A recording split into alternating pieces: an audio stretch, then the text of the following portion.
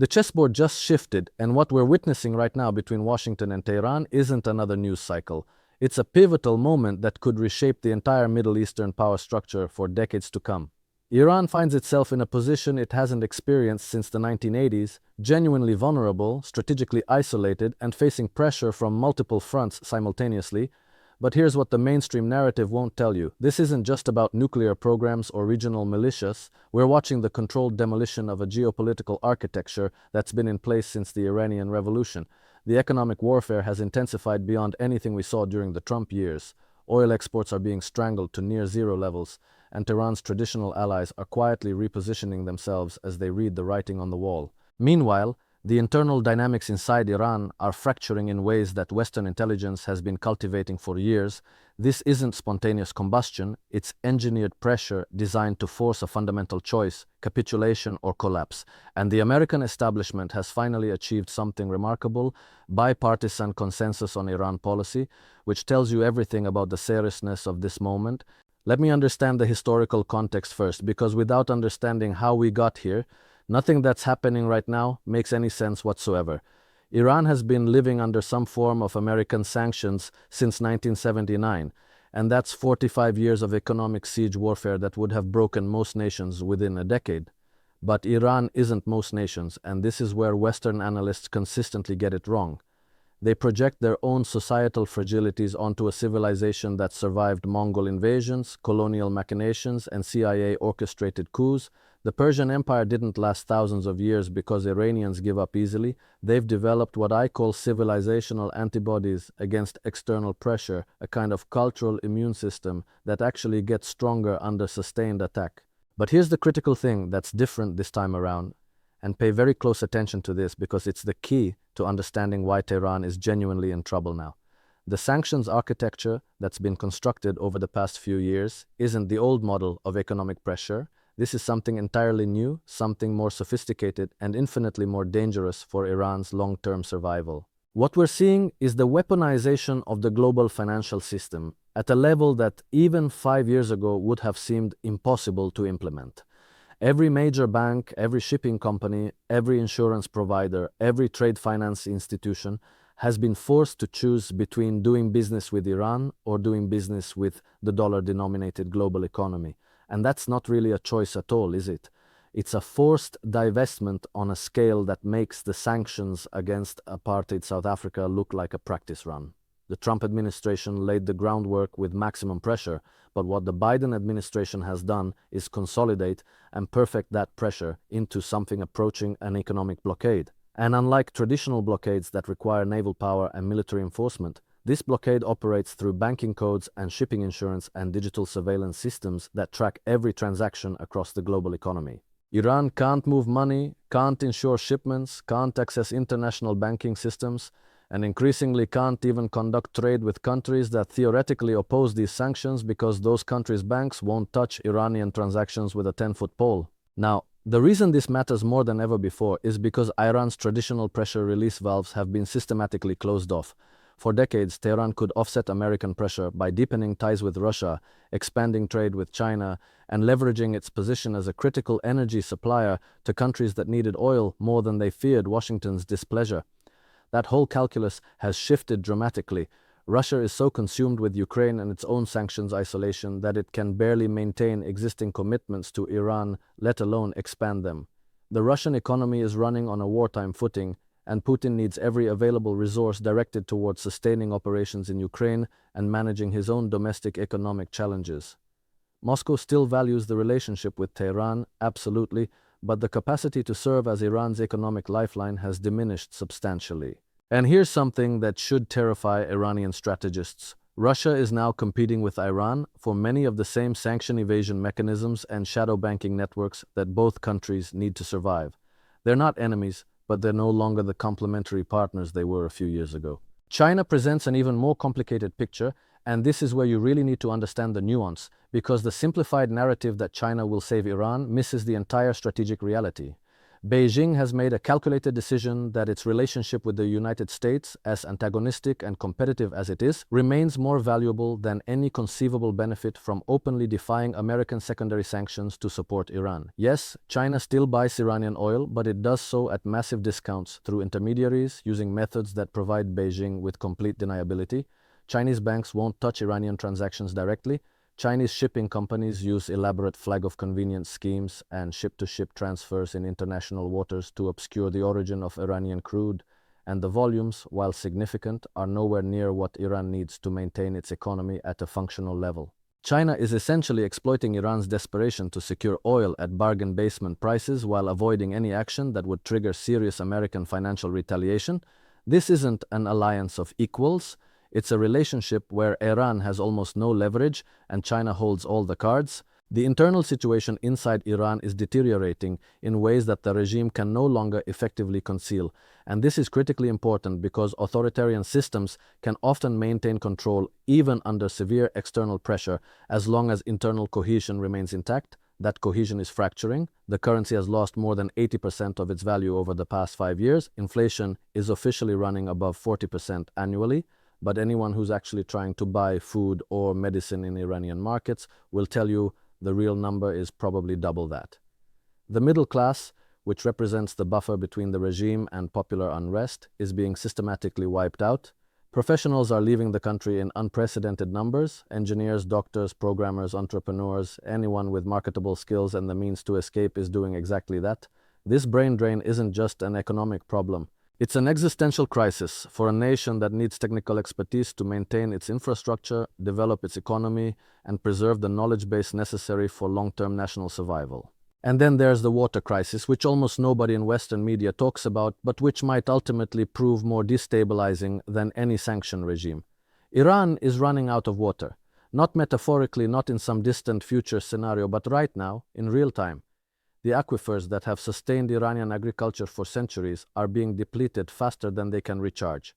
Lake Urmia, once one of the world's largest salt lakes, has shrunk to a fraction of its former size. Farmers in provinces that were breadbaskets for millennia can't grow crops anymore. Entire villages are being abandoned because there's simply no water. The government has no solution for this because the solution would require massive infrastructure investment, international cooperation, and technology transfers that sanctions make impossible to obtain. So instead, they're managing a slow-motion agricultural collapse while trying to prevent food shortages from triggering the kind of unrest that topples governments. Climate change is accelerating this crisis, and unlike economic sanctions, you can't negotiate with the thermodynamics of a warming planet that's fundamentally altering precipitation patterns across the region. The regional dimension of Iran's current predicament adds another layer of pressure that's often misunderstood in Western analysis. Tehran's network of proxy forces across the Middle East, the Shia militias in Iraq, Hezbollah in Lebanon, the Houthis in Yemen, various groups in Syria, this has been portrayed as a position of strength, evidence of Iran's ability to project power despite sanctions and isolation. But maintaining this network is extraordinarily expensive, and the returns on investment are diminishing rapidly. Hezbollah is dealing with Lebanon's complete economic collapse, which means they need more Iranian support just to maintain basic operations, let alone conduct offensive operations. The militias in Iraq are facing increasing pressure from a government in Baghdad that's trying to assert sovereignty and reduce Iranian influence. The Houthis are locked in a stalemate in Yemen that consumes resources without producing strategic victories. Syria is a devastated wasteland where Iran has spent billions propping up Assad only to watch Russia claim the prime strategic positions and Turkey carve out zones of control in the north. Every one of these investments is now a liability, draining resources from an economy that's already on life support. Meanwhile, the Abraham Accords fundamentally altered the regional balance of power in ways that leave Iran increasingly isolated. The normalization of relations between Israel and several Arab states wasn't just symbolic diplomacy. It created new security architectures, new intelligence sharing mechanisms, new economic partnerships that explicitly exclude and contain Iran. The Saudis haven't formally joined the Abraham Accords, but they've quietly been developing their own accommodation with Israel based on shared concerns about Iranian regional ambitions. This is a complete inversion of the traditional Middle Eastern alignment, where opposition to Israel provided a kind of legitimacy and common cause that bridged sectarian and national divides. That's gone now. The new alignment is about containing Iran, and it includes countries that a decade ago would never have imagined coordinating security policies with each other. The nuclear program, which was supposed to be Iran's insurance policy against regime change and its leverage for sanctions relief, has become something closer to an albatross. Tehran invested enormous resources, absorbed tremendous international pressure, and sacrificed significant diplomatic and economic opportunities to develop nuclear capabilities that they can't actually use without guaranteeing their own destruction. The program provides deterrence against outright invasion, certainly, but it doesn't provide solutions to any of Iran's actual problems. It doesn't pump water into dried-up aquifers. It doesn't create jobs for unemployed youth. It doesn't reverse brain drain or rebuild the middle class or attract foreign investment. And paradoxically, the closer Iran gets to weapons capability, the more dangerous its position becomes, because the Israeli government has made absolutely clear that they will not permit an Iranian nuclear weapon to become operational. This means Tehran is trapped in a position where they have invested everything into a capability they can't complete without triggering military action and can't abandon without appearing weak and losing their primary bargaining chip. The succession crisis that nobody wants to talk about openly is adding another dimension of instability that amplifies every other pressure point. Khamenei is in his mid-80s, and while he's reportedly in reasonable health, he's not going to live forever. The Islamic Republic has no clear, established mechanism for leadership transition beyond vague constitutional frameworks that have never been seriously tested. The Revolutionary Guard has become a parallel power structure that might not accept a supreme leader they don't control. The clerical establishment has its own factions and competing interests. The technocratic class that actually runs the day-to-day operations of government has different priorities than the ideological hardliners. All of these tensions remain manageable as long as Khamenei is alive and able to serve as the ultimate arbiter. But when he's gone, and that could happen at any moment at his age, the entire system faces a potential legitimacy crisis at exactly the moment when it can least afford internal division, and every foreign intelligence service with interests in the region is already positioning assets and cultivating relationships to exploit whatever opportunities emerge from that transition. The Trump administration's assassination of Qasem Soleimani in January 2020 was more significant than most analysis acknowledged at the time. Soleimani wasn't just a military commander. He was the architect of Iran's entire regional strategy, the person who built and maintained relationships with proxy forces, who negotiated with Russia and Syria, who understood the operational details of Iran's forward defense posture in ways that can't be easily replaced. His death created a vacuum in strategic leadership that Iran still hasn't filled adequately.